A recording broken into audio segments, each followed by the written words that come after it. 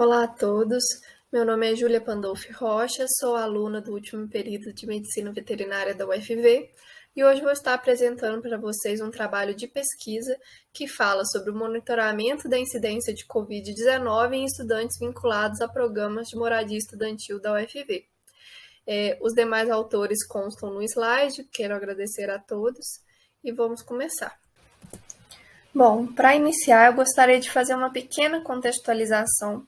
Primeiramente, todos aqui conviveram com a pandemia de Covid-19 nos últimos 2 anos e, como vocês bem lembram, ela surgiu em 31 de dezembro de 2019, lá na China, na cidade de Wuhan. E os primeiros casos apareceram como uma coronavirose nova, que logo se percebeu que era uma doença com grande potencial para ser a nova epidemia do século. Depois de 2 meses, registrou-se o primeiro caso no Brasil e 1 mês depois já tínhamos nossa primeira morte. Hoje acumulamos cerca de 34,7 milhões de casos e 687 mil mortes.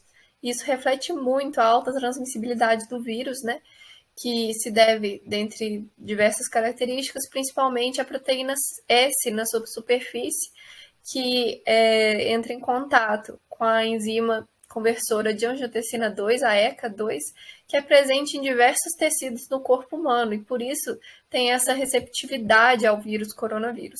O principal tecido que essa enzima está presente é o tecido respiratório, nos pulmões. Por isso, a grande capacidade desse vírus causar sinais clínicos nesses órgãos. Mas também pode ser encontrada nos músculos, no tecido cardíaco, tecido endócrino e hepático.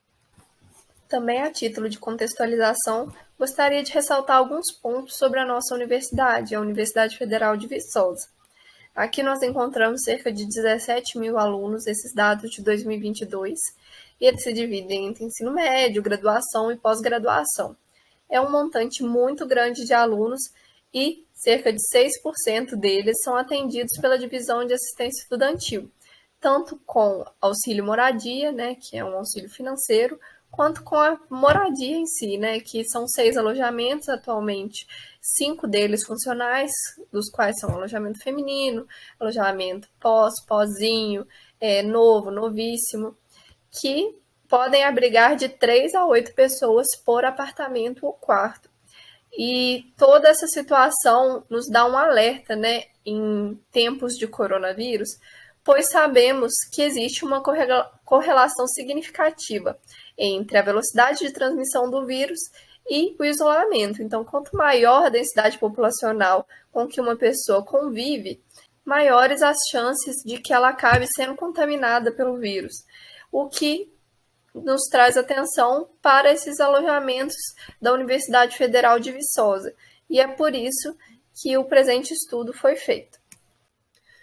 Com isso, foi criado, e colocado em prática, a partir de 2020, o Núcleo de Vigilância em Saúde. Ele é composto por alunos e professores de 3 departamentos, Medicina, Enfermagem e Medicina Veterinária, do qual faço parte, e ele tem o objetivo de um programa de vigilância em saúde, que é coletar, processar dados da situação epidemiológica local, divulgar informações obtidas através dessa pesquisa e também promover recomendações, controle e prevenção contra essas doenças, dentre elas o coronavírus.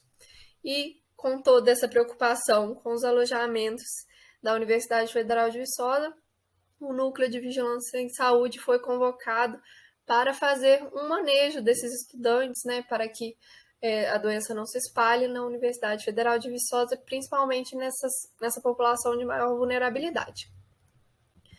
Bom, com isso, com os dados coletados por nós durante esse ano, nós podemos observar uma progressão epidemiológica muito marcante na Universidade Federal de Viçosa. No presente estudo, eu separei em 2 momentos, nas semanas de 1 a 12, que vai de 1º de fevereiro a 23 de abril, tivemos período híbrido de transição. Nesse período, como se sabe, não foram todos os estudantes que retornaram a Viçosa, apenas alguns cursos teriam aulas práticas E com isso podemos observar uma taxa média de testagens semanais de 1,58. Dentro dessas testagens, apenas 0,33 casos positivos por semana, em média. Porém, no segundo período observado, que vai de 24 de abril a 29 de junho, semanas 13 a 22, nós observamos o retorno presencial total dos alunos, em que todos os alunos tiveram aulas presenciais. Então, foi um montante muito grande de alunos. Como falado anteriormente, 17 mil alunos retornando para a cidade integralmente.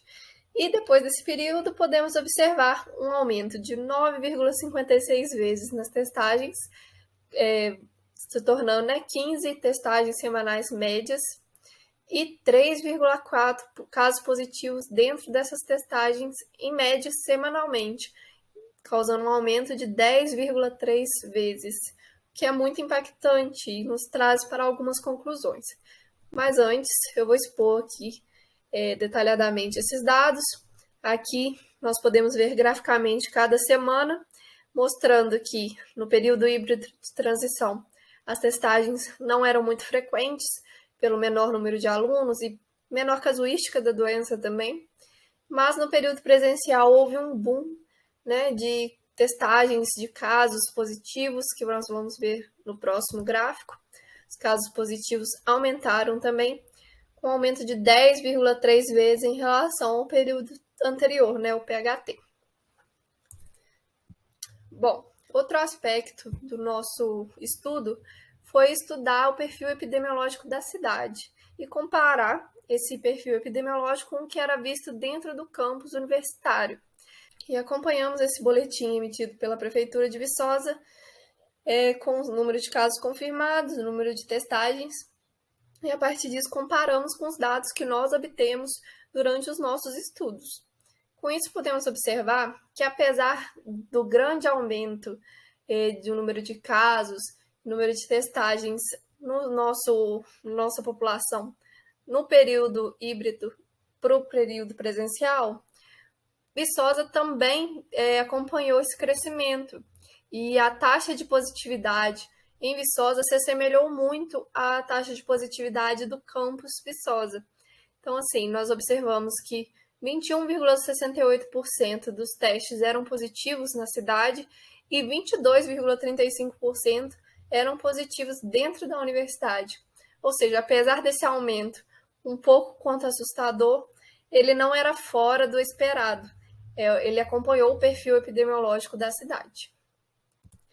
Então, como conclusões, nós podemos dizer que o retorno completo dos estudantes a partir de maio, né, que foi o período presencial, aumentou sim a ocorrência de testagens e também a incidência de casos positivos dentre os alunos beneficiados, né, pelo auxílio moradia ou então residentes das moradias estudantis da UFV.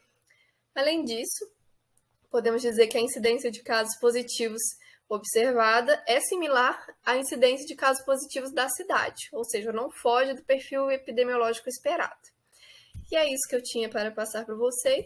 Aqui tem algumas referências bibliográficas que foram usadas para montagem dessa exposição do nosso trabalho.